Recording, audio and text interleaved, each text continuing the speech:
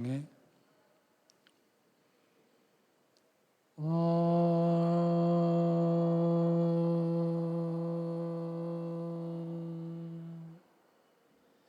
सहना भवतु सहनौ भुनक्तु सह वीर्यं करवावहै तेजस्विनावधीतमस्तु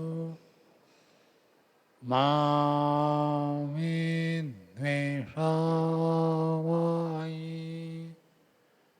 ॐ शान्ति शान्ति शान्ति।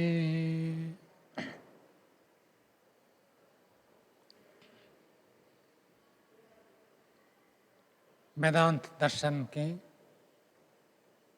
49वीं कक्षा है। वेदांत दर्शन में द्वितीय अध्याय का द्वितीय पाद पढ़ रहे हैं। उसमें 14वें सूत्र तक हो गया था। आज 15वें सूत्र से 15वां सूत्र भी हो गया था। आज 16वें सूत्र से पाठ चलेगा। प्रसंग यह चलाया था कि संसार की उत्पत्ति जैसा ह्रस्व ह्रस्व ह्रस्व मिलकर दीर्घ हो जाता है और छोटे छोटे परमाणु मिलकर बड़े हो जाते हैं, ऐसे मूल प्रकृति से जगत की उत्पत्ति हो जाएगी। ऐसे मानने में क्या दोष है? तो सिद्धांत ने कहा वहाँ भी कोई ना कोई कारण होता है। बिना कारण के केवल ह्रस्व ह्रस्व मिलकर दीर्घ हो जाए ये नहीं हो सकता। और दूसरी बात बताई कि अणु एक दूसरे से तीसरे से चौथे से मिलकर इतने बड़े बड़े होते हैं, लेकिन वो हम स्वतः हो जाएंगे ये नहीं है। वहाँ भी कोई ना कोई कारण तो मानना ही पड़ता है। बिना कारण के मिलकर नहीं बन सकते। और यदि इसमें कोई पक्ष रखे, कोई व्यक्ति ऐसे प्रस्तुत करे कि जीवात्मा का अदृष्ट है, जो हम कर्म करते हैं वो अदृष्ट बन जाता है और उस अदृष्ट के कारण से परमाणु में कर्म हो जाएगा और उस कर्म से फिर संसार की उत्पत्ति हो जाती है। ऐसे यदि कोई प्रस्तुत करे तो कहते वो भी ठीक नहीं है, क्योंकि अदृष्ट के कारण से यदि जगत की उत्पत्ति मानेंगे, अदृष्ट तो हमेशा रहेगा तो जगत भी हमेशा बना रहेगा, कभी प्रलय होगा ही नहीं, जो कि शास्त्र से विपरीत है। और संसार के पदार्थ तो प्रलय को प्राप्त होते हैं, नष्ट होते ही है। प्रत्यक्ष के विपरीत जाएगा, शब्द प्रमाण के विपरीत जाएगा। तो न्याय दर्शन कहता है यत अनुमानम यत पुनरनुमानम प्रत्यक्षागम विरोधा तत् अनुमान आभासा। वो अनुमान का आभास है, वास्तव में अनुमान नहीं है।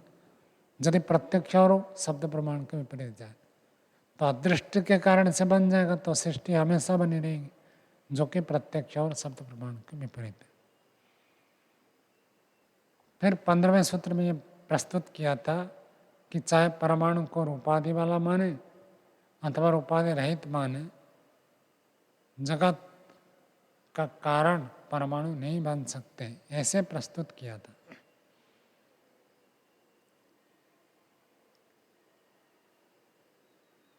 विपर्य शब्द 15वें सूत्र में आता है। विपर्य का अर्थ विपरीत। किसका विपरीत? नित्य होने का विपरीत। परमाणु को यदि रूपादि वाला मानेंगे तो जिसमें रूप गुण होता है वो कभी भी नित्य नहीं होता है। शरीर में रूप है, नित्य नहीं है। धरती में रूप है, नित्य नहीं है। सूर्य में रूप है तो नित्य नहीं है, सब नष्ट हो जाएंगे। तो परमाणु में यदि रूप गुण मानेंगे वो भी तो नष्ट हो जाएंगे, ऐसे पक्ष रखा था। तो रूपादि रहित कहेंगे तो अभाव से नहीं होगा, तो वहाँ रूपादि गुण अव्यक्त रूप में है। यदि रूपादि गुण परमाणु में भी विद्यमान मानेंगे तब ये दोष आएगा। ऐसे 15वें सूत्र में प्रस्तुत किया था। उसी के आधार पर पृष्ठभूमि बनाते हुए 16वें सूत्र की भूमिका बना रहे हैं। देखिए दूसरे अध्याय द्वितीय पाद और उसमें 16वें सूत्र की भूमिका। अस्तोत्तरे परमाणुषु उभयधर्मत्वं रूपादिमत्वं रूपादिरहितत्वं च। चलो यदि रूपादि गुणमाला मानेंगे तब क्या दोष आ रहा है, क्या नित्य हो जाएंगे परमाणु। और यदि रूपादि से रहित मानेंगे तो अभाव से भाव उत्पन्न नहीं होता। यदि परमाणु में रूप नहीं है तो संसार में रूप कहाँ से है, ये दोष आ रहा है। तो ऐसे हम मान लेंगे परमाणु में रूप गुण है भी और नहीं भी। उभय धर्मत्वम रूपादिमत्वम रूपादि रहितत्वम ऐसे मान लें तो उस पक्ष में कह रहे हैं पृथक पृथक अवस्थायां तो रूपादि रहिता परमाणवः। पृथक पृथक अवस्था में कभी ऐसी स्थिति है जिसमें रूपादि से रहित है परमाणु। जब परमाणु अलग अलग अलग अलग है उनके पास रूप गुण नहीं है। एक एक परमाणु को अलग अलग रखेंगे तो रूपादि गुण नहीं है उसमें। और सम्मिलन परस्पर संगत हो रूपादि बनता। और जब परमाणुओं को जोड़ देंगे इकट्ठा कर देंगे तब उसमें रूपादि गुण प्रकट होते हैं, विद्यमान होते हैं। परस्परम सांगत्य रूपादिकम व्यंजयंती। परस्पर संगति को प्राप्त करके एक परमाणु दूसरे से दूसरा तीसरे से जुड़कर जब बड़े आकार को धारण करते तब रूपादि प्रकट होते। उदाहरण देकर प्रस्तुत करें। यथा ही महते कृष्ण भूमिका गारे तोलोक परिमाण प्रसारिता कार्पा संसभा रूपादि रहता एवं भवंती। जैसे कोई बहुत बड़ा कृष्ण भूमिका आगार, काले भूमि में, आगार का मतलब भंडार हो अथवा कहो ऐसे बहुत लंबा विस्तृत क्षेत्र है। ऐसे में तोलों का परिमाण, एक तोला कितना होता है 12 ग्राम। सोना तोले में बेचते हैं ना, एक तोला 10 ग्राम कहते हैं, लेकिन पहले 12 ग्राम होता था। पहले जो 1 रुपये की सिक्का भी आता था, बड़े बड़े आता था, वो एक सिक्के में 12 ग्राम होता था। आजकल तो सब स्टील के बना देते, छोटे छोटे होते। तो 12 ग्राम तोला लेंगे। रुई, तोला का अर्थ रुई। तोलों का परिमाण प्रसारित कार्पास अंशव, कार्पास रुई, रुई के कण जो है रूपादि रहता है वो भवंती। 12 ग्राम रुई को पूरा मानो हमारे विशाल भवन है, पूरे विशाल भवन में फैलाएंगे तो कितना होगा, दिखेगा ही नहीं। एक तोला रुई फैलाएंगे तो दिखेगा ही नहीं। तो कहते उपाधि रहित हो जानते। परंतु यदा सम्मार्जनया खलु एकत्र क्रियन्ते तदा ते परस्परम संगत्या रूपादिमंत भवन्ति। और जब सम्मार्जन्या झाड़ू लगाकर उनको इकट्ठा किए और इकट्ठा करके सबको मिला दिया तब परस्पर को मिलकर के रूपादि वाले हो जाते हैं।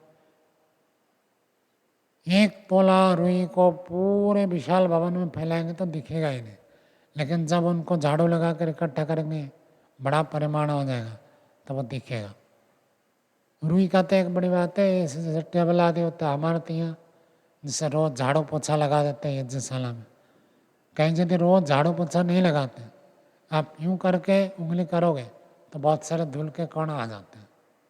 हाथ को नहीं तो गीला कर दें और ऐसे उंगली को सरकाए तो बहुत सारे धूल के कण लगते हैं। वही धूल के कण आपको टेबल के ऊपर दिखते नहीं थे, लेकिन जब आप इकट्ठे करेंगे उंगली में तब दिख जाते हैं। एक एक रुई के एक एक धूल के कण दिखते नहीं, जब इकट्ठे होते हैं दिख जाते हैं। ऐसे पूर्व पक्षी प्रस्तुत कर रहा है। यदि ही अंशवा श्वेता स्यु तदा संगत्य श्वेतत्वे व्यज्यन्ते। यदि पीता अंशवा स्यु तदपि तत्त्वे व्यज्यन्ते। यदि रुई के कण छोटे छोटे सफ़ेद होते हैं तो इकट्ठा करेंगे तो सफ़ेद दिखेगा, और यदि पीले होते हैं तो पीले दिखेंगे।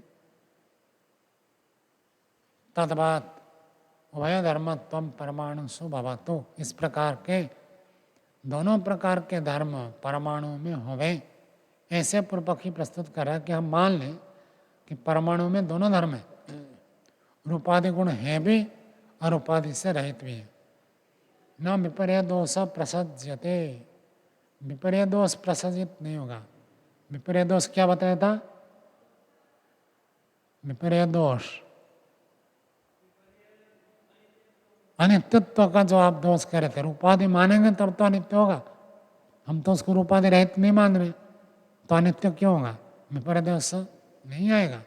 ऐसे पूर्व पक्षी ने प्रस्तुत किया, उसका उत्तर देते हैं। 16वां सूत्र बोलिए। उभयथा च दोषात, दोनों प्रकार से दोष होने से कोई वस्तु रूपादि से रहित भी है और रूपादि के सहित भी है, ऐसे नहीं होता। और यदि ऐसे मानेंगे तो भी दोष आएगा। क्या दोष आएगा उसको भाष्य में बताते हैं, देखिए। उभयथा च दोषात उभय धर्मत्वम च परमाणुषु दोषात। दोषात उसी को कला है तो दोष के हेतु से न सम्यक, किसी भी पदार्थ में दो परस्पर विपरीत धर्म नहीं आएंगे। यदि किसी पदार्थ को आप कहते साकार है तो निराकार नहीं होगा, निराकार है तो साकार नहीं होगा, साकार है तो निराकार नहीं होगा, दोनों धर्म परस्पर विपरीत नहीं होगा। लेकिन सगुण और निर्गुण, एक ही पदार्थ सगुण में होता है निर्गुण में होता है। कैसे?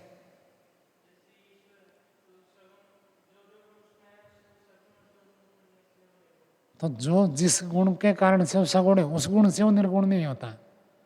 किसी एक गुण के कारण से सगुण और दूसरे गुण के कारण से निर्गुण है। यदि एक ही गुण को मानेंगे तो उस कारण से सगुण निर्गुण परस्पर विपरीत नहीं हो सकता। जैसे साकार निराकार एक साथ नहीं हो सकता, न्यायकारी अन्यायकारी नहीं हो सकता।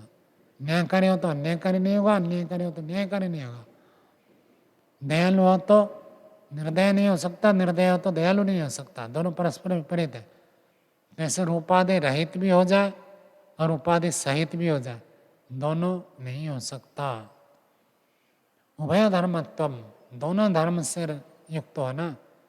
परमाणुओं में दोष है, किसी भी वस्तु में दो परस्पर विपरीत गुण कभी भी उपलब्ध नहीं होते हैं। हम कहते हैं ये ज्ञान में है और अज्ञान में है, ज्ञान अज्ञान दोनों नहीं हो सकते। तेसाम जड़त्वात् कुतः संगति स्यात्, उनके जड़ होने से कैसे संगति होगा? चेतन में तो फिर भी संभव है, इच्छा भी हो द्वेष भी हो।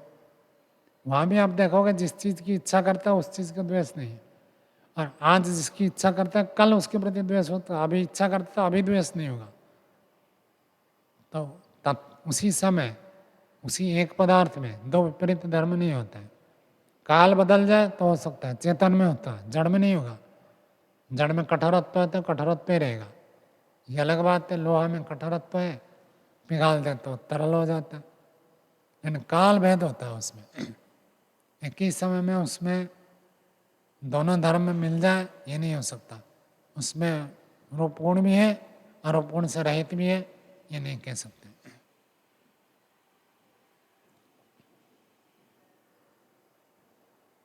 आगे देखिए। एवं स्वतंत्र परमाणु कारणवादे, इस प्रकार से स्वतंत्र रूप से परमाणुओं को कारण मानने पर भी जगत रचना अनुत्पत्ति दोष तिष्ठति एवं,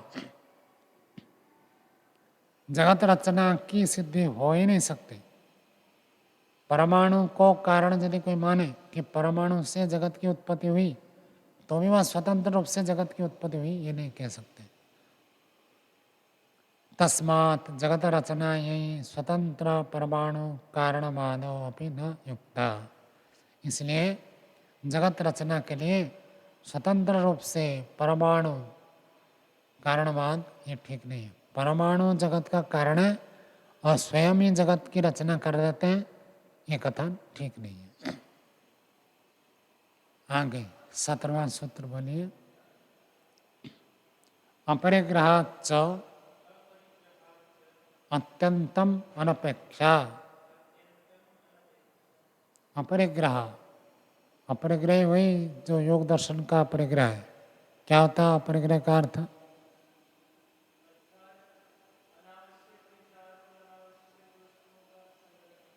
स्वीकार न करना, संग्रह न करना। यहाँ भी वही बात है।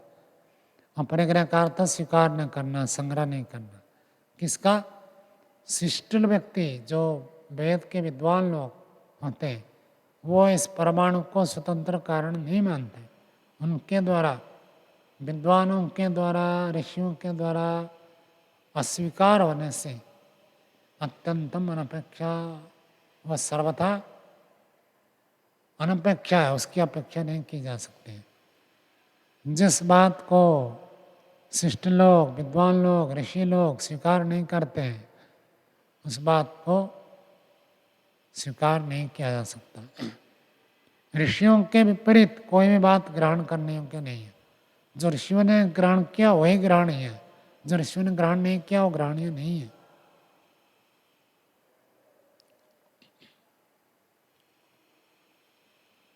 भाष्य देखिए। अपरिग्रहाच्च अत्यंतम अनपेक्षा शिष्टैर्वेदविद भे अयम स्वतंत्र परमाणु कारणवाद न परिगृहीतः।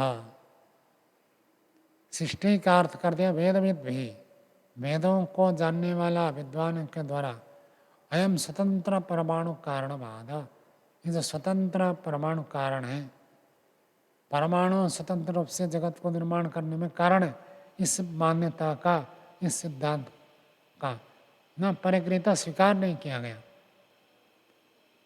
कोई भी शिष्ट व्यक्ति ऐसे नहीं कह सकता कि परमाणु अपने आप बन जाते हैं। कौन कहता है? नास्तिक लोग कहते हैं परमाणु से जगत अपने आप बन गया, ये नास्तिक लोग कहते हैं। कोई भी आस्तिक नहीं कहेगा, ईश्वर को मानने वाला नहीं कहेगा।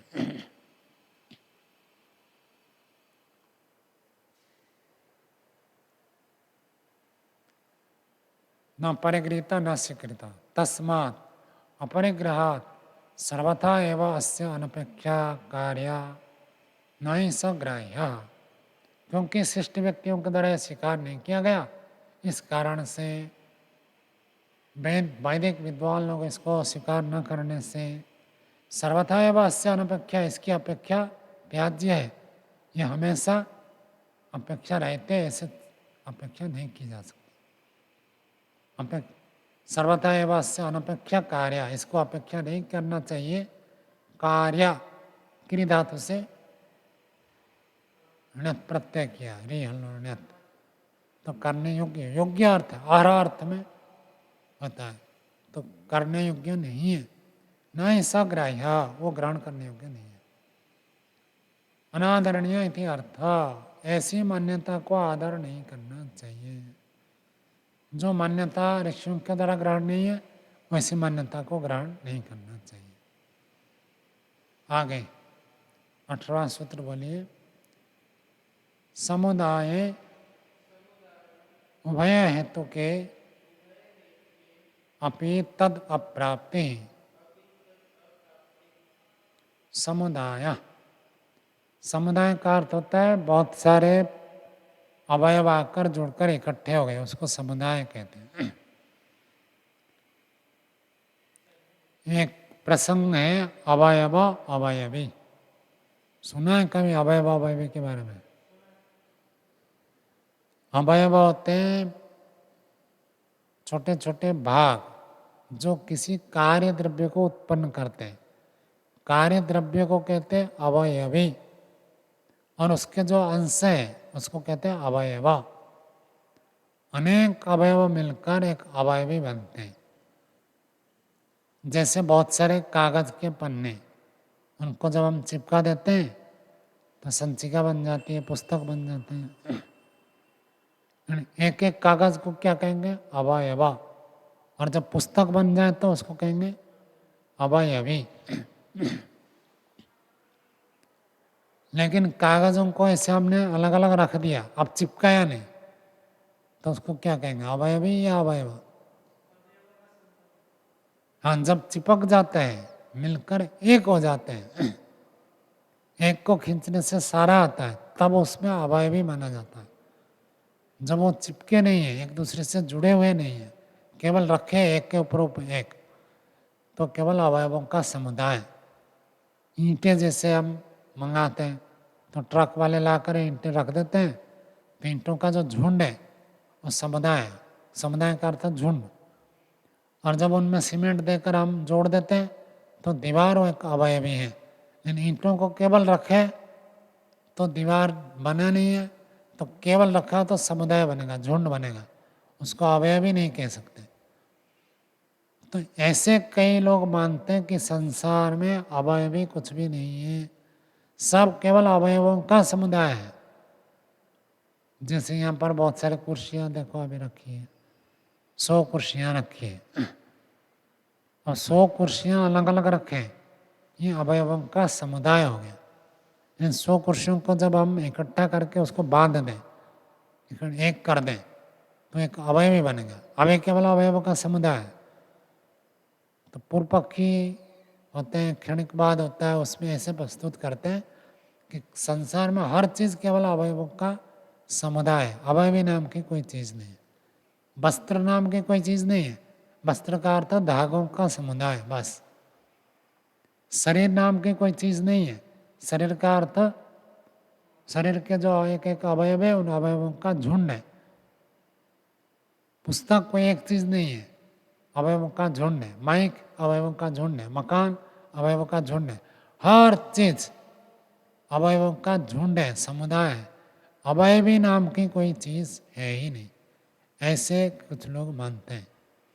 उस पक्ष को लेकर कहते हैं समुदाय जो अवयवी को मानता नहीं है, संसार केवल कणों का समुदाय है, झुंड है, इस मान्यता में उभय हेतु के अपी उभय हेतु, इसमें 2 प्रकार के वो हेतु देते हैं। भौतिक पदार्थ के लिए एक अलग हेतु देते हैं और अभौतिक पदार्थ के लिए एक अलग हेतु देते हैं। तो दोनों प्रकार के हेतु में भी तद अप्राप्ति ही, वस्तु की प्राप्ति नहीं होगी। अर्थात पुस्तक नाम की कोई चीज़ आपको मिलेगी नहीं। पुस्तक नाम को चीज़ को प्राप्त करने के लिए अवयवी को मानना पड़ेगा। यदि अवयवी को नहीं मानेंगे तो पुस्तक एक है, गाड़ी एक है, लेखनी एक है, ग्लास एक है, एक चीज़ आप नहीं कह सकते। किसी वस्तु को एक चीज़ के रूप में प्राप्त करना है तो कैसे होगा? ये कहते हैं तभी होगा जब आप अवयवी को मानेंगे। बिना अवयवी के कोई चीज़ एक बनेगा ही नहीं, किसी चीज़ को प्राप्त ही नहीं कर सकते। जैसे रेत झुंड लगा हुआ, उसमें रेत का झुंड ही कहते हैं, हम कोई एक चीज़ नहीं कहते हैं उसको। ईंटों का झुंड लगा हुआ तो उसको दीवार नहीं कहते। ईंटों का झुंड अलग है और दीवार अलग है। कागज केवल एक के बाद एक रखा हुआ तो कागज वो अलग है, संची का एक अलग चीज़ है, जुड़े हुए हैं। सूत्रार्थ ये हो जाएगा, अवयवी को न मानकर केवल अवयवों का झुंड मानने पर दोनों ही हेतुओं में, अर्थात भौतिक और अभौतिक पदार्थों के झुंड मानने पर भी वस्तु तत्व की प्राप्ति नहीं होती है, नहीं हो सकती है। आपको कोई चीज़ एक चीज़ मिलेगी नहीं। शरीर एक है, घड़ी एक है, ऐसे एक चीज़ कुछ की वस्तु की प्राप्ति नहीं होगी। झुंड झुंड हो तो किसी चीज़ की प्राप्ति नहीं होगी। न्याय दर्शन में इसकी विस्तृत चर्चा है, अवयव अवयवी, बहुत लंबी चर्चा है। बोलिए, वो हमें भाष्य में बताएंगे। भौतिक मतलब ये जो भौतिक जगत, और अभौतिक मतलब जो चेतन तत्व है उसकी चर्चा है। वो बताएंगे हमें भाष्य में, आपको स्पष्ट होगा। भाष्य देखिए, समुदाय उभय हेतु के अपि, सूत्र के शब्द दिया, क्षणिकावादिनां मते जगत इदम न परमाणुनाम कार्यम। क्षणिकवादी एक होते हैं, संख्य में भी आता है, आपने पढ़ा होगा, योग दर्शन में भी आता है। कहाँ पर आता है योग दर्शन में? क्षणिकवाद। व्यास भाष्य में लंबा बता है, कहाँ पर? 1:32 तत्प्रतिषेधार्थम एक तत्वाभ्यास, उसके भाष्य में क्षणिकवादियों की चर्चा है। तो क्षणिकवादी के बारे में प्राय करके सभी दर्शनों में भाष्यकार बताते ही रहते हैं, सूत्र में भी होता है, उसको व्याख्या करते हैं। तो क्षणिकवादी का क्या सिद्धांत है? हर वस्तु, हर चीज एक क्षण में पूरा नष्ट हो जाता है और अगले क्षण में एक नया पदार्थ उत्पन्न होता है।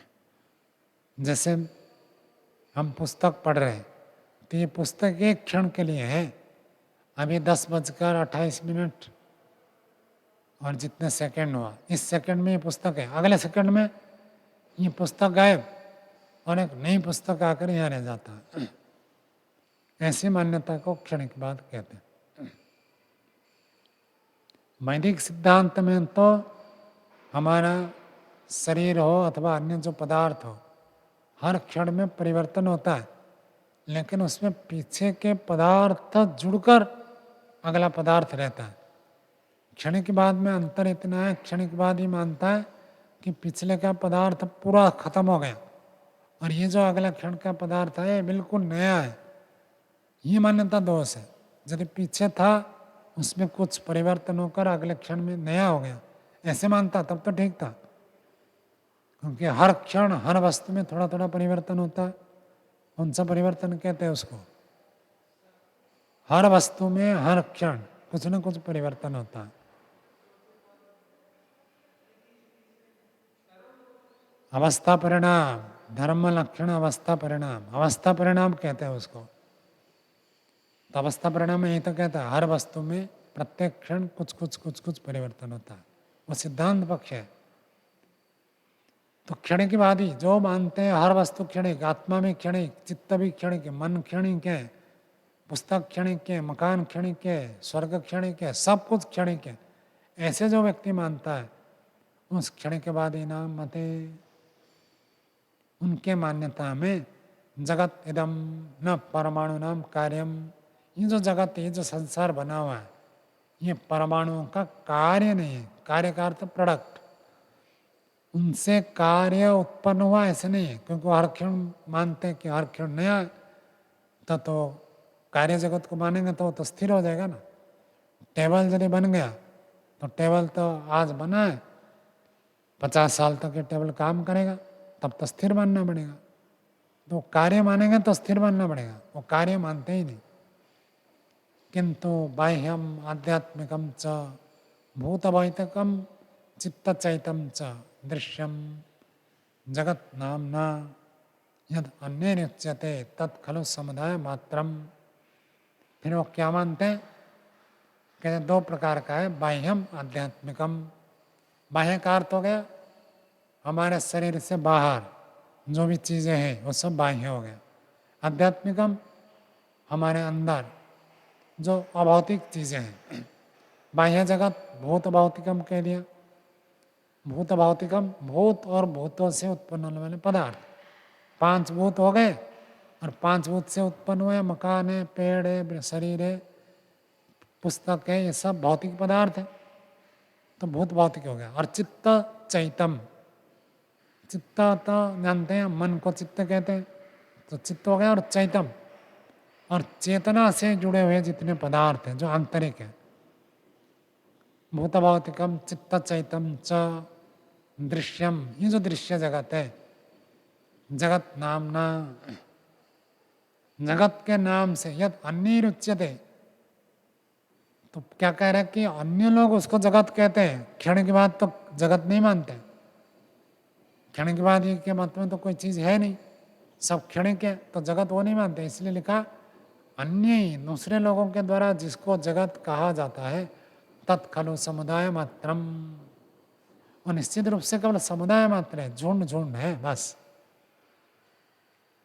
पुस्तक क्या है? पुस्तक एक झुंड है। टेबल क्या है? टेबल में एक झुंड है। लाइट क्या है? लाइट में एक झुंड है। मकान क्या है? एक झुंड है। हर चीज को वो झुंड मानते हैं, समुदाय मात्रम। आगे देखिए, भूत भौतिकम तो परमाणु नाम समुदाय। भूत भौतिक जो है ये परमाणुओं का समुदाय है। 5 महाभूत हो गए, पृथ्वी, जल, अग्नि, वायु, आकाश, ये सब परमाणु है। पृथ्वी के परमाणु, जल के परमाणु, ऐसे। और भौतिक पदार्थ जैसे पेड़ है, शरीर है, टेबल है, कुर्सी है, बाइक है, ये सब भौतिक पदार्थ हो गए, भूतों से उत्पन्न। ये सब परमाणुओं का समुदाय है। अलग अलग परमाणु मिलकर ये सब है बस। इनकी उत्पत्ति हुई है, नई चीज बनी है, ऐसे नहीं मानता पूर्व पक्षी। कहते बस एक झुंड है। जैसे समुद्र के किनारे हम चलते हैं तो रेत का ढेर लगा हुआ होता है। रेत का ढेर कोई अलग द्रव्य नहीं है, केवल झुंड है। ऐसे कहते हैं हर चीज झुंड मात्र है, कोई एक चीज नहीं है।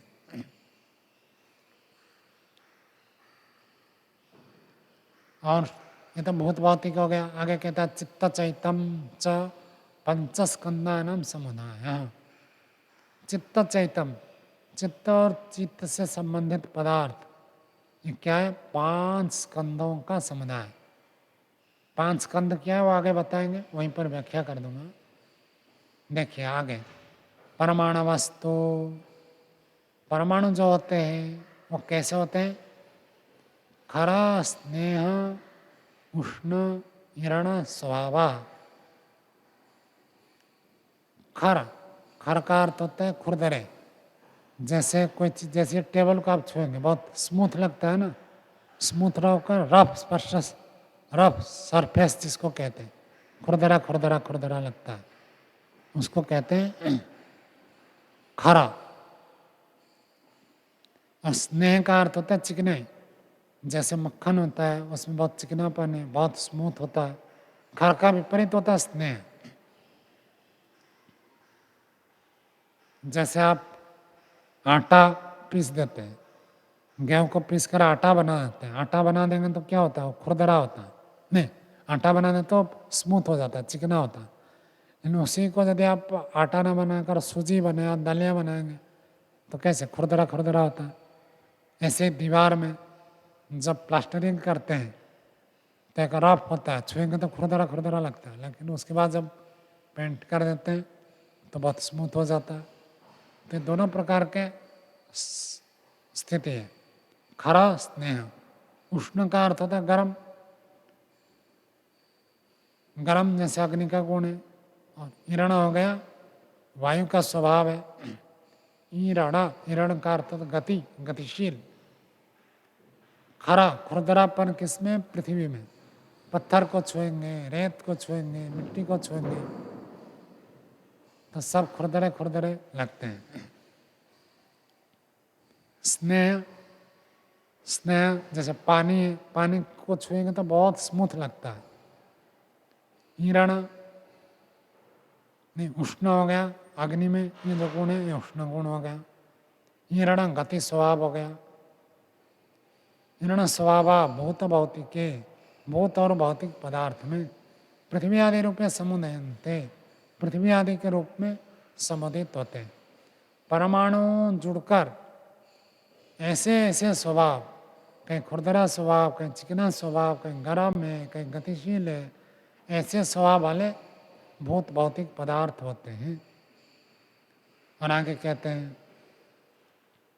रूप, विज्ञान, वेदना, संज्ञा, संस्कार, संजका, पंचस्कंदाश्च चित्त चैत्य रूपे समुदयन्ते। ये बौद्धों की ऐसी मान्यता चलती है। वो नास्तिक होते हैं, उनकी ऐसा मान्यता होती है क्षण के बाद आदि। कहते रूप 1, विज्ञान 2, वेदना 3, संज्ञा 4, संस्कार 5। ये सब चित्त चैतन्य से उत्पन्न होता है। रूप का अर्थ है बाहर का रूप नहीं है, रूप का अर्थ चित्त में जो रूप आकर्षित होता है उसको स्वरूप कह सकते हैं। और विज्ञान चित्त में किसी पदार्थ का प्रतिफलित होने से जो ज्ञान उत्पन्न होता है उसको यहाँ विज्ञान नाम से कहते हैं। वेदना और चित्त के द्वारा ज्ञान होगा तो ज्ञान का अर्थ होता है वेदना। संवेदना शब्द आपने सुना होगा, वही संवेदना को वेदना ले। वेदना का अर्थ होता है अनुभूति, किसी न किसी प्रकार के जो फीलिंग्स होते हैं उसको वेदना कहते हैं। हाँ, विज्ञान में तो आपको पता चला कि ये लाल है और लाल देखकर प्रसन्न हो गए, ये वेदना है। हाँ, मतलब जब आपकी अनुभूति के साथ जुड़ता है तो उसको वेदना कहेंगे।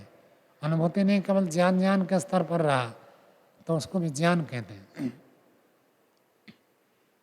आगे संज्ञा, संज्ञा का अर्थ होता है संज्ञान, कि इसको ऐसे कहते हैं या ऐसा है। अभी जो संज्ञाएं हमको पता चलता है ये तो बाहर से तो है नहीं। जितने सब हम पढ़ते हैं, नारद सनत कुमार संबंध है ना कि आपने जो सब पढ़ा सब कुछ क्या है, शब्द है। चाहे ऋग्वेद, अथर्ववेद, सर्प विद्या, गंधर्व विद्या सब पढ़ा है, वो सब क्या है, शब्द ही तो है। शब्द का अर्थ क्या होता है, नाम। तो ये सब नाम है, तो नाम को यहाँ संज्ञा देते हैं। नाम जो हमने पढ़ा है, ज्ञान है, वो संज्ञा के रूप में है, सम्यक ज्ञान के रूप में है। इसको व्याकरण की भाषा में जब व्याकरण पढ़ेंगे तब पता चलेगा, स्फोट आदि कहते हैं उसको, मस्तिष्क शब्द ज्ञान, उसको संज्ञा के लिए। अब उसको जैसे इसको पुस्तक कहते हैं, एक तो पुस्तक हो गया बाहर रूप आपको दिखता है, और इसी वस्तु का नाम पुस्तक है, और इस पुस्तक के साथ आपकी अनुभूति जुड़ी हुई है। वेदना में तो आपने अनुभव किया, ठंडा लग रहा है, गर्म लग रहा है, खुशी हो रही है, दुख हो रहा है, वेदना में आएंगे। आने के बाद उसको जो आप डेफिनेशन देते हैं ये ऐसा है, हाँ,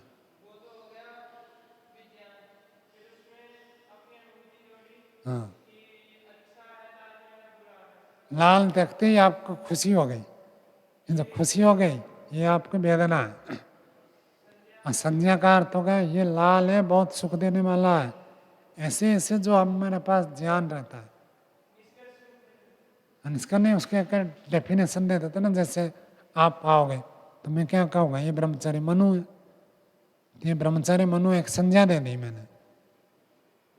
तो ऐसे कोई व्यक्ति किसी को, एक तो नाम होता है व्यक्ति का, अपना नाम होता है, लेकिन उसके साथ साथ हम जोड़ देते हैं ना, ये अच्छा आदमी है, ये बुरे आदमी है। हाँ, अनुभूति के आधार पर जो बैठाते हैं इसको आप ज्ञान के बाद अनुभूति, और अनुभूति के बाद जो हम उसको एक संज्ञाकरण कर देते हैं कि ये ऐसा है, उसको संज्ञान कहते हैं। और उसकी अगले चीज़ है संस्कार। संस्कार तो आप जानते हैं, सुखानुशय राग, दुखानुशय द्वेष, जो छाप पड़ जाता है, इसको दोबारा प्राप्त करने की इच्छा होती है तो राग होता है, इसको मार दूँ इच्छा होती है तो द्वेष होता है। इस प्रकार के जो संस्कार, ऐसे 5 संज्ञा माने पंचस्कंधा, उसको स्कंद कहते हैं। स्कंद का अर्थ भाग भाग, अलग अलग 5 भाग में वो ऐसे बांटते हैं।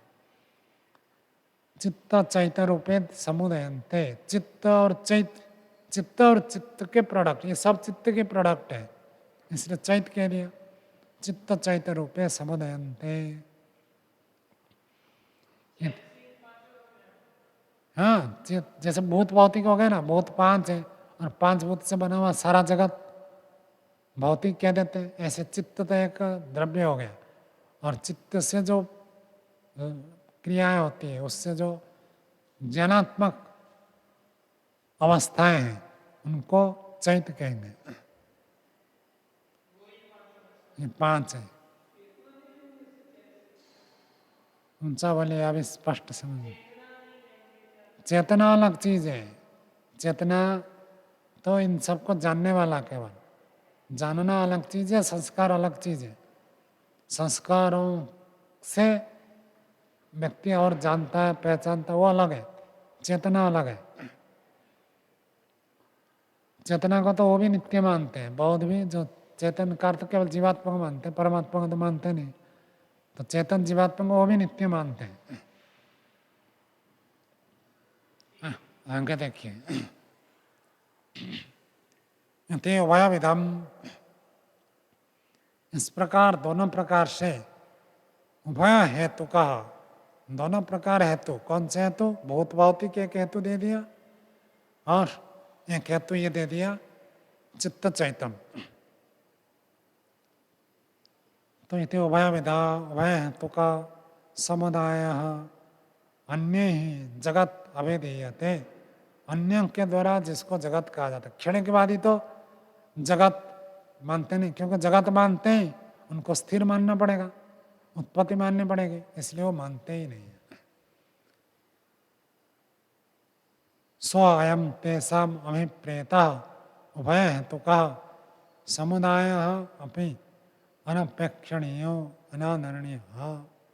स्वयं तेषाम अभिप्रेता, ये जो मान्यता है उनके द्वारा जो अभिप्रेत है, वो जिसको अभिप्रेत करना चाहते हैं, दोनों हेतु वाला, चाहे भौत भौतिक हेतु हो अथवा चित्त चैत्य हेतु हो, बाह्य हो अथवा आध्यात्मिक हो। बाह्य होगा तो भौत भौतिक हो जाएगा, आध्यात्मिक होगा तो चित्त चैत्य हो। दोनों प्रकार हेतु वाला जो उसको समुदाय झुंड के झुंड मानते हैं, अपने अनपेक्षणीय, ये अपेक्षणीय नहीं है, अनादरणीय, ये आदर करने योग्य नहीं है, ऐसे सिद्धांति उसको निषेध करता है।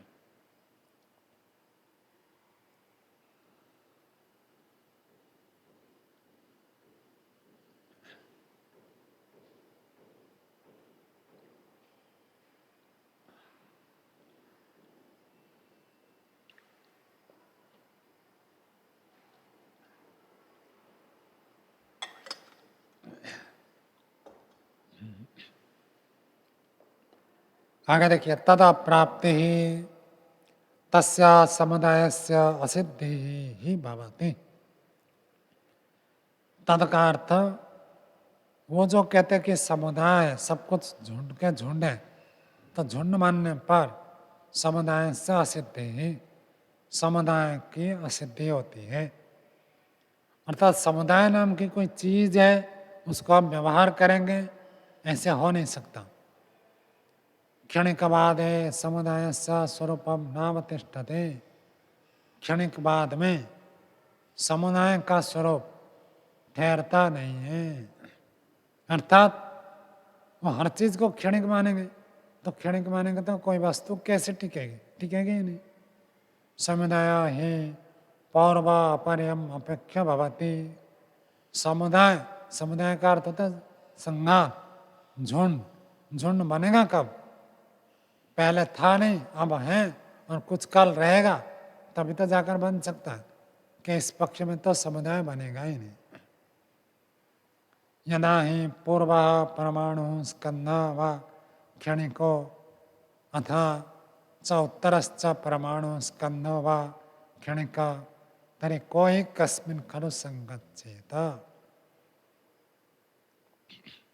कहते जब पहला का परमाणु, चाहे परमाणु माने चाहे स्कंद माने, परमाणु को भी वो क्षणिक मानते हैं, स्कंद को भी क्षणिक मानते हैं, और पहला वाला क्षणिक है। अथा उत्तरश्च परमाणु स्कंद व क्षणिक, और बाद वाला परमाणु भी स्कंद में क्षणिक है। चाहे परमाणु हो चाहे स्कंद हो, वो क्षणिक होता है। तरे को ही कस्मिन खलु संगच्छेत, तो फिर कौन किसके साथ जुड़ेगा? यदि पूर्व वाला और अपर वाला, पहला पक्ष अगला पक्ष। अब जैसे 10:46 और 15 सेकेंड हुआ, इस सेकेंड में जो परमाणु है, अगला सेकेंड का जो परमाणु आएगा, पिछला परमाणु यदि स्थिर रहेगा तब तो अगले क्षण के परमाणु के साथ जाकर जुड़ेगा। यदि स्थिर ही नहीं है तो जुड़ेगा कैसे? समुदाय कैसे बनेगा? एकस्मिन् क्षणे पूर्वोत्तरयोः अनवस्थानात् एक क्षण में तो पूर्व और उत्तर का अवस्था नियंत्रण टिकता ही नहीं है। पहला का क्षण और बाद का क्षण टिकेगा नहीं। यदि हर वस्तु क्षणिक है, हर परमाणु क्षणिक है, तो एक दूसरे से जुड़ेंगे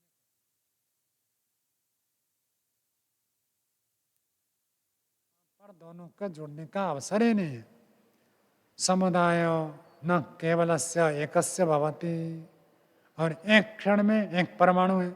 जब एक क्षण में एक परमाणु है तो किसके साथ जुड़ेगा? जुड़ने के लिए दो चाहिए ना, किंतु द्वयो संगतिरेव समुदाय भवति।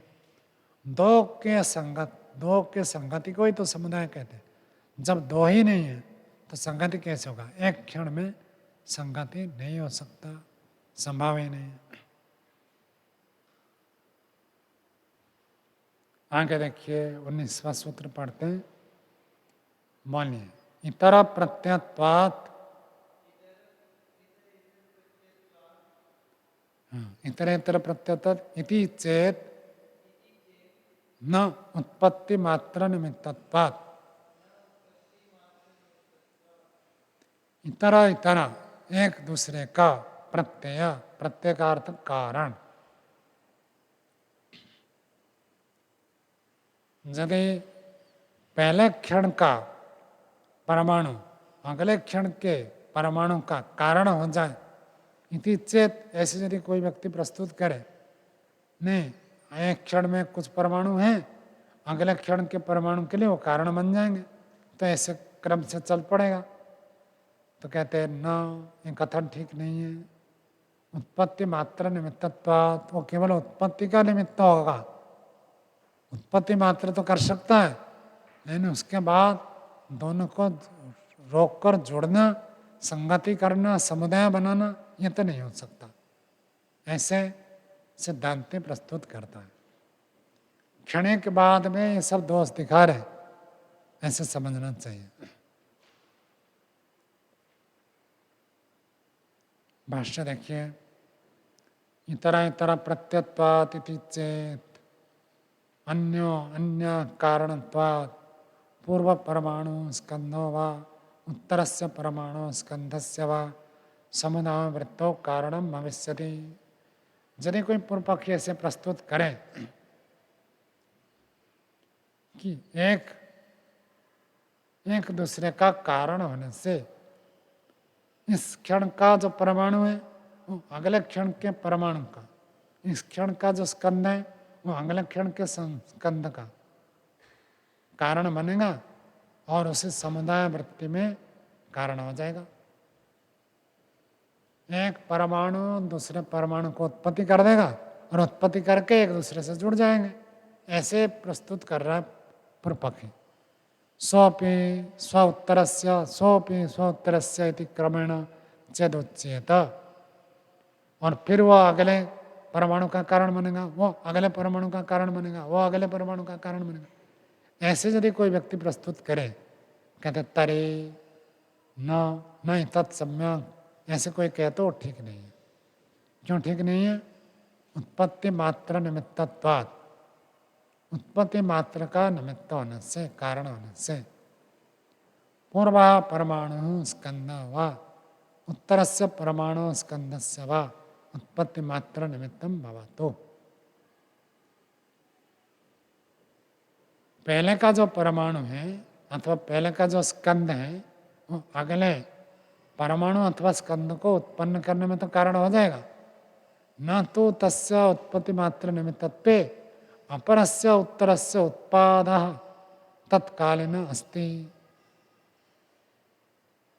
ठीक है, इस क्षण का इस सेकंड के में जो परमाणु है वो एक और परमाणु को उत्पन्न कर देगा, लेकिन उत्पन्न करने के बाद भी वो उसके साथ जुड़ेगा कैसे? उत्पन्न करके तो ये नष्ट हो जाएगा।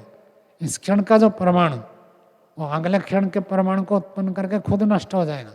यदि खुद रहता तब तो एक दूसरे से जुड़ते, तो जुड़ना तो तब संभव है जब एक क्षणिक न माने। तो इसलिए उत्पत्ति के कारण होने पर उसी समय तो विद्यमान नहीं होगा, जब विद्यमान नहीं होगा तो जुड़ेगा कैसे?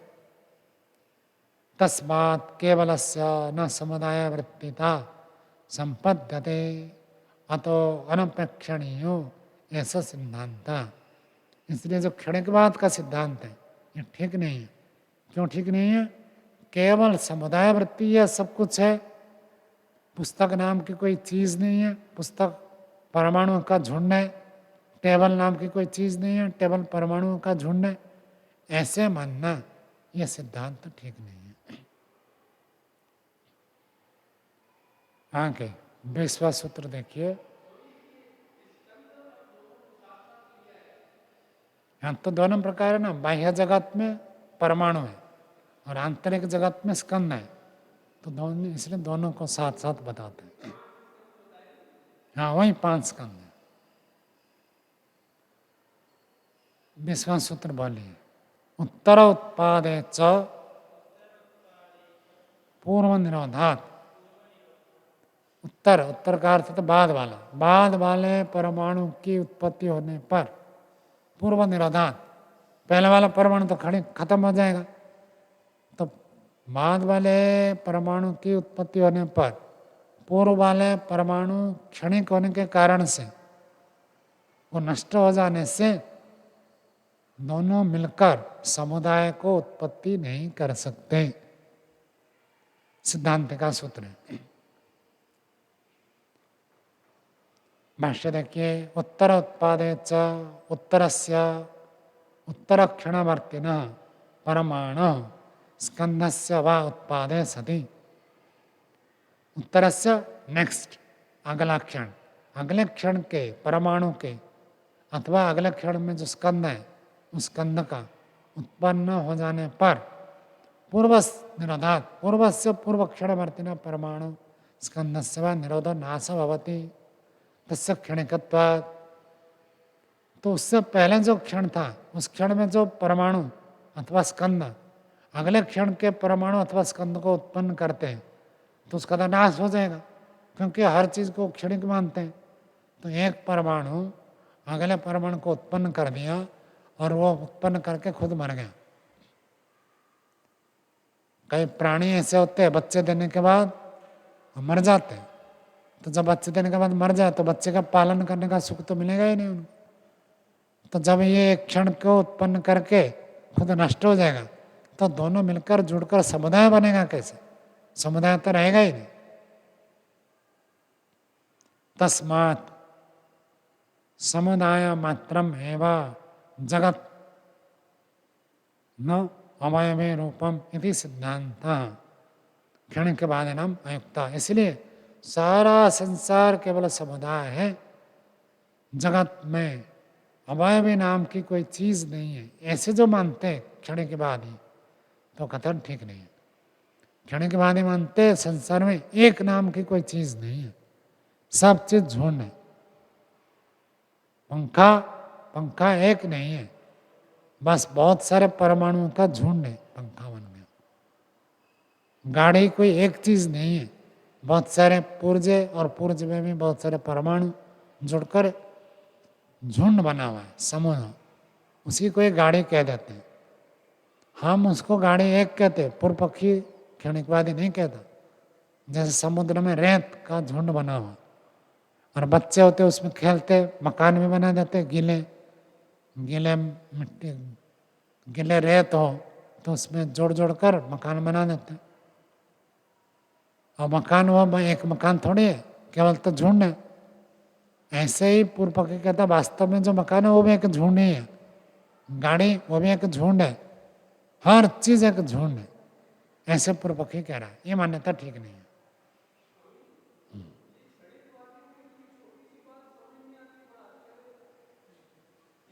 नहीं, उनके सिद्धांत है, वो ऐसे मानते हैं हर चीज क्षणिक है। क्यों क्षणिक है? क्योंकि हर क्षण में परिवर्तन होता है। परिवर्तन तो होता ही है। एक बच्चा बड़ा होता है, फिर बूढ़ा होता है, फिर मर जाता है, हर क्षण उसमें परिवर्तन होता है। इसका मतलब हर क्षण नया नया, ऐसे वो मानते हैं।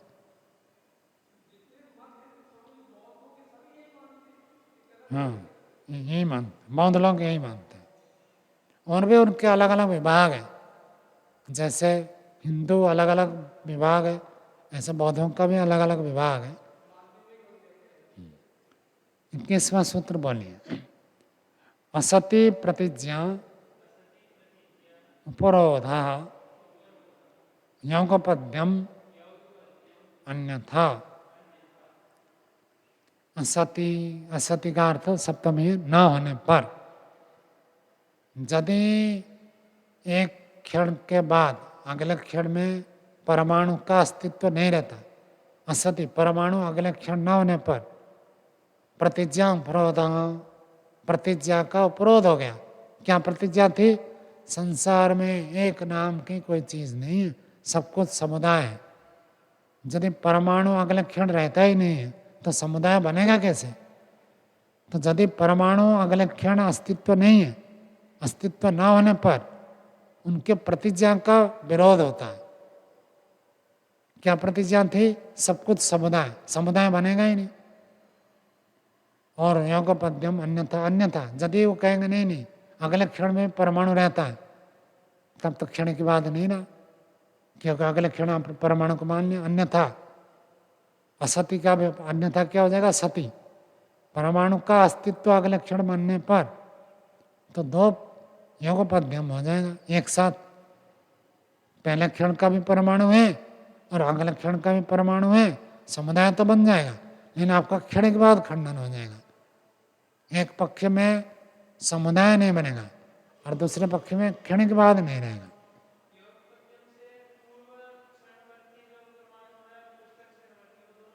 हाँ, एक साथ हो गया तो आपका क्षण के बाद खंडन हो गया। भाष्य देखिए।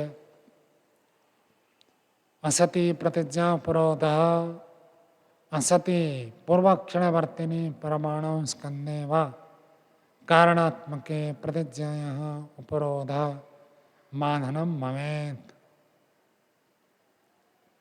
असति न होने पर, किसके न होने पर? कह रहे पूर्व क्षणवर्तिनी, पिछले क्षण में जो परमाणु हो अथवा स्कंद हो, कारणात्मके कारण स्वरूप जो परमाणु है, पहले क्षण के परमाणु को कारण मानेंगे, तो कारण वाले जो परमाणु के न होने पर प्रतिज्ञाया उपरोध बाधन भवेत, प्रतिज्ञा का बाधन हो जाएगा, प्रतिज्ञा खंडित हो जाएगा। क्या प्रतिज्ञा थी? कहते यत् पूर्वम उत्तर से कारणम भवति, पहले वाला उत्तर का जो कारण होता है आप कह रहे हो, तो पहले वाला तो एक क्षण में खत्म हो जाता है, जब वो रहा ही नहीं है तो अगले क्षण वाले परमाणु का कारण कैसे बनेगा? बच्चा पैदा करने के लिए माँ का जीवित होना आवश्यक है।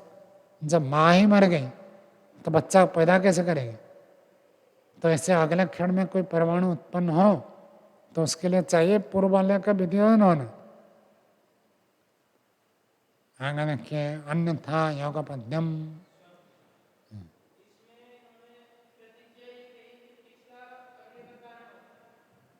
हाँ, पिछला अगले का कारण है, तब तो समुदाय बनेगा। समुदाय को ध्यान में रखकर ये दे रहे। यदि पिछला अगले का कारण बन जाएगा तब तो उनका समुदाय बन जाएगा। तो पिछला अगले का बनेगा तो जब वो है ही नहीं तो कारण बनेगा कैसे? कारण नहीं बनेगा तो समुदाय भी नहीं बनेगा।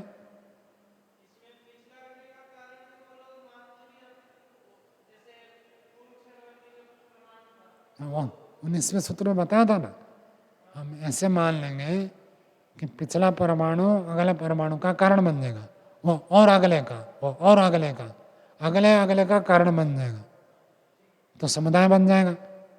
तो कहते हैं जब जीवित ही नहीं रहता है तो कारण कैसे बनेगा?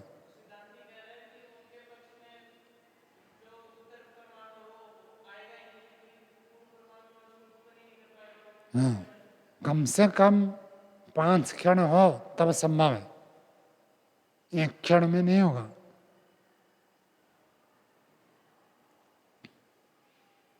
अन्यथा योगपद्यम ततो अन्यथा, उसके विपरीत असति का विपरीत हो जाएगा सति।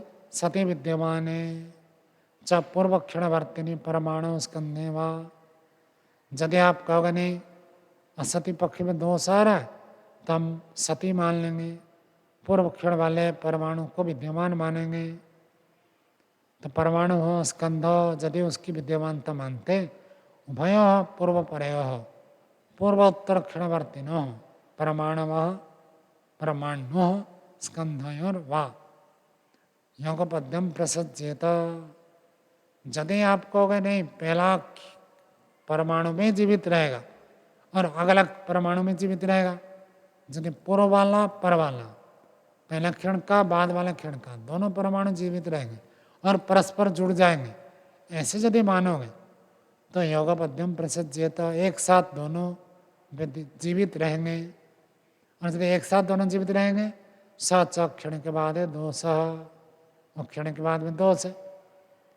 पिछले का परमाणु और अगले का परमाणु, बाप और बेटा एक साथ जीवित रहना, एक क्षण के बाद में दोष है। क्यों दोष है? या तो एक क्षण के बाद अनावतिष्ठते, क्षण के बाद तो ठहरता ही नहीं, बाप भी एक क्षण में बाप बनकर खत्म हो जाएगा, बेटा एक क्षण बेटा बनकर खत्म हो जाएगा, तो बाप बेटा तो एक साथ घूम नहीं सकते। तो आपके पक्ष में ये दोष आएगा, क्षण के बाद ही खत्म हो जाएगा। तस्मात् क्षण के बाद है जगत उत्पत्ति असंभवात न समीचीन, इसलिए क्षण के बाद में जगत की उत्पत्ति असंभव है, न समीचीन, इसलिए उसको समीचीन नहीं कह सकते, क्षण के बाद ठीक नहीं है। यह सिद्धांत प्रस्तुत किया। बहुत जगह पर ऐसी चर्चा होती है क्षण के बाद वैदिक सिद्धांत के विपरीत है। चलो आज का पाठ ये रखते हैं, आगे कल पढ़ेंगे। ओम शांति शांति शांति। सर्वेभ्यो